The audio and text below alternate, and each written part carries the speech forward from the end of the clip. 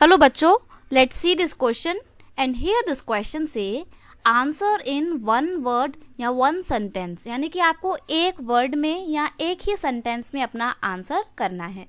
तो क्वेश्चन पढ़ते हैं। क्वेश्चन है हमारा, Which term is used to describe trade between two or more countries?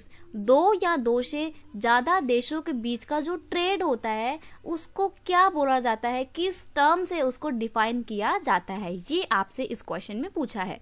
तो यहाँ पे इस क्वेश्चन का आंसर है इंटरनेशनल ट्रेड, यानी कि उस ट्रेड को बोला जाता है इंटरनेशनल ट्रेड जो दो या दो से ज़्यादा देशों के बीच में होता है। तो इंटरनेशनल का मतलब है दो या दो से ज़्यादा देशों के बीच का सामान।